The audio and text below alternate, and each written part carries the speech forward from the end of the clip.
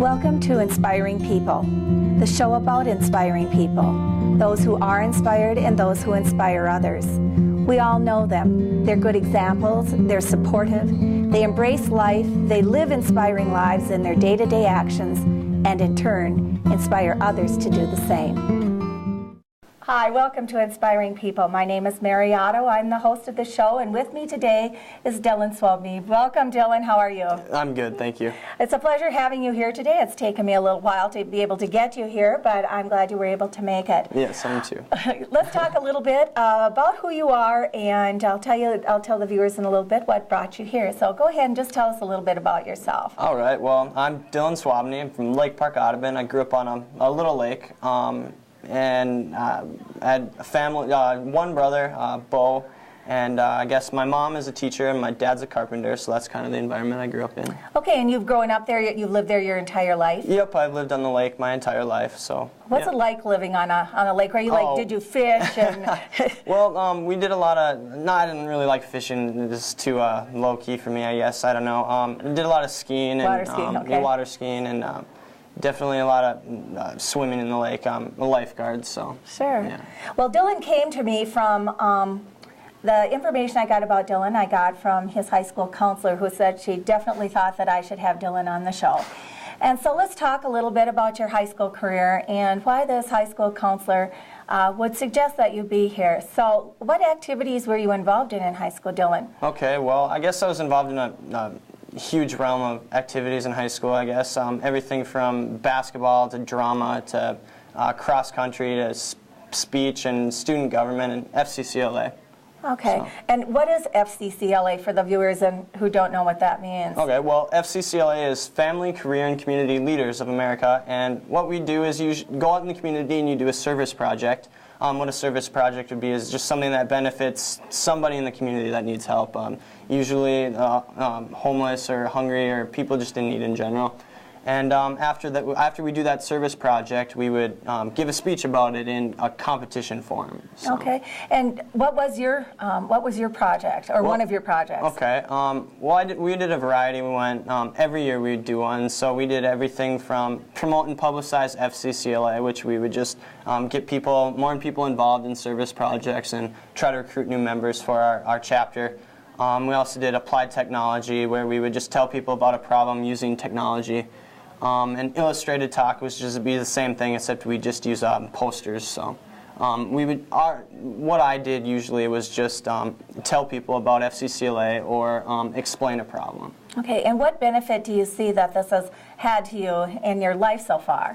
Well, as far as just going out and realizing how projects work, how community efforts and establishing a fundraiser or anything like that, or even giving a speech or talking in front of people has definitely benefited me from my experience in FCCLA. Okay, and you are in your first year of college now, right? Yes, I'm a freshman at Concordia. Okay, how did it work for you to go from living in a rural area, small rural community, to going to Concordia, which is a relatively small college, in some ways, but how did you make that transition? Well, it was difficult at first. My first few weeks of college I was kind of shell-shocked. I guess every freshman in college would kind of be that way, but it was different. But I think a lot of the things I learned from my teachers at Lake Park, Audubon, and my family, and of course, definitely helped me out. And first few weeks of college, talking back to them gave me enough confidence in which I could just open up and just be myself, I guess, is how I just overcame that, not worrying about anything, just going for it is how I definitely overcame that first couple-week nervousness in college. Okay, and have you settled on a major yet, or are you still just kind of looking to see what's the best fit for you? Yeah, well, I just kind of say I major in everything right now. Okay. Psychology is my main goal so far. I want to work at a JHC or somewhere, and that'd be a psychologist or a psychiatrist, I guess I should say, a social worker. Something in that area, working with kids and their problems is what I want to do in that area. Okay, and what about the social aspects of college and that? Have you gotten like a whole new group of friends? Are you still seeing some of your friends from home, or how's that been working for you? Yeah, it's been interesting. Moved away from all my old friends in high school. We have a couple in the area, but definitely had to make a new group of friends, and that was really fun to figure out. One of my experiences was first couple weeks of nervousness, trying to figure out who I was all over again and trying to fit in with a group or whatever. And I think that what helped me the most was just realizing, and I got this advice from a friend of mine, just be yourself. And I guess that's what I did the second week of college, and all of a sudden I found a new group of friends. It's kind of funny how that works out. And I suppose from various places across the state or even across the United States, other countries and so on, it is kind of fun, particularly that first year. Yeah. Okay, so now with any free time that you have, what do you find yourself doing there? In college now, through my experiences in FCC, I kind of looked for an organization like that because it seemed like I had a lot of extra time in college the first month or two. So I got into an organization called Outreach, which we actually go to the JHC in Moorhead and mentor kids there. Just basically, our goal is to be good role models.